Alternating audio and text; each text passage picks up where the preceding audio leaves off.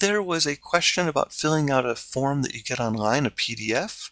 And so I'm just going to go ahead and refresh this, make sure I don't have anything actually filled in. And I'm going to enter nonsense numbers. These would not make sense for a real W-4, but I just want to enter some stuff right there. And I could go ahead and tab through these fields.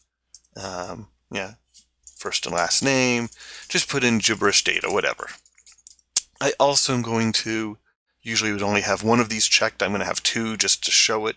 They really should have radio buttons there. Social security number, let me enter that. Yeah, right, like I'm going to enter my real social security number. I could go ahead, whatever I want to check or not check. So then I can print this or email it or do whatever if I wanted to do that. Usually, if you had your social security number, obviously you wouldn't email, but maybe save it and put it through a secure form or print out, whatever. But they have this signature area and they don't let you enter that and you can't type that in easily. So how do you handle that? Well, I could just come down here, one click right here, open it up in preview, or I could save it and open it up in another document or another program. But I'm going to open it up in preview. And let's make this a little bit bigger just so we can see it. And all of my content is right there. All of my content carried over just fine. And now I want to go ahead and sign it. I do have right here, let's go to my markup tools. And I have right here signature. Here's my real signature, which I'll blur out for the video, but here's a fake one. And just shrink that down. And it's noting, I've made edits for it.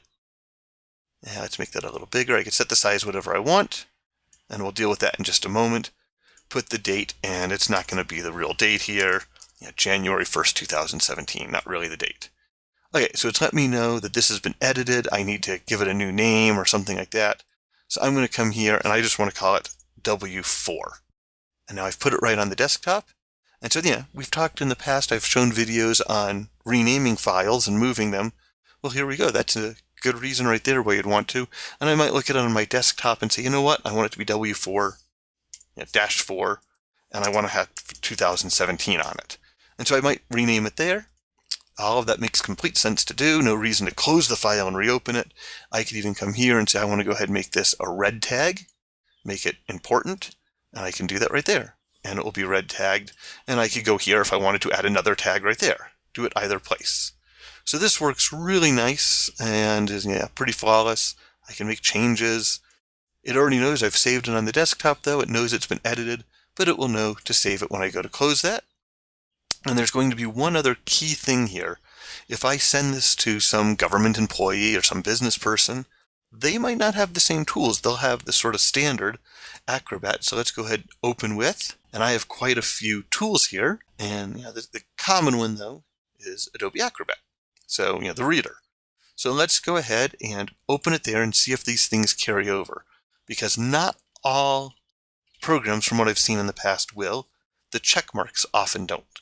And they may have fixed that in Adobe Reader. They may have fixed it in Preview. I don't know. I know in old Preview this did not always work. It seems to work fine here.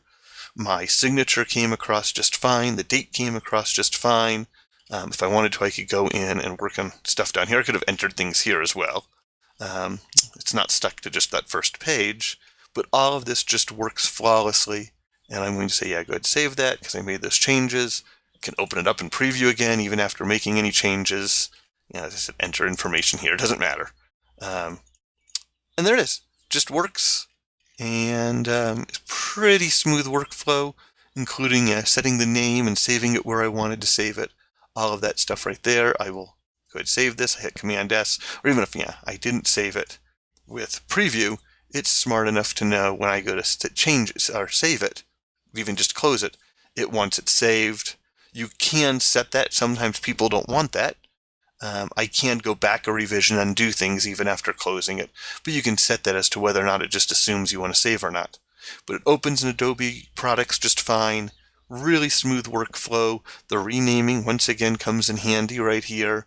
And would love to see how people handle that using other systems.